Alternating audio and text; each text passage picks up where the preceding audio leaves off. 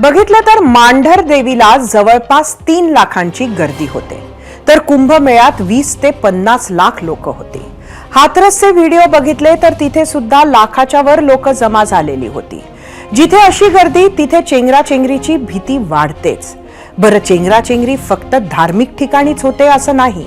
जगभरात स्टेडियममध्ये, orchestra show मध्ये, अगदी राजकीय मेळाव्यात सुद्धा अशा घटना घडलेल्या आहेत. बऱ्याचदा तर एखादी छोटी अफवा सुद्धा गोंधळाचं वातावरण वाढवण्यासाठी आणि चेंगराचेंगरीसाठी पुरेशी ठरते. भारत स्वतंत्र झाल्यानंतर 1954 साली पहिल्याच कुंभमेळ्यात चेंगराचेंगरी झाली होती. प्रयागच्या या कुंभमेळ्यात 800 लोकांनी जीव गमावला होता, तर 2000 पेक्षा जास्त जखमी झाले होते असं सांगितलं जातं. या घटनेचा पंतप्रधान मोदींनी 2019च्या प्रचार सभेतही उल्लेख केला होता. तत्कालीन पंतप्रधान पंडित नेहरूंची छबी जपण्यासाठी त्या दुर्घटनेकडे फारसं लक्ष दिलं गेलं नाही अशी टीका मोदींनी त्यावेळी केली होती. एकंदरीतच चेंगराचेंगरीच्या घटनांचा असा इतिहास राहिला आहे.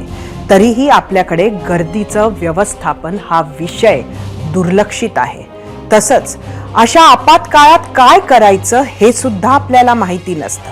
त्याबाबत जागरूकता वाढवली जाईल अशी आशा करूयात आणि अशा दुर्घटनेत कुणाचा जीव हकनाक जाणार नाही अशी प्रार्थना करूयात.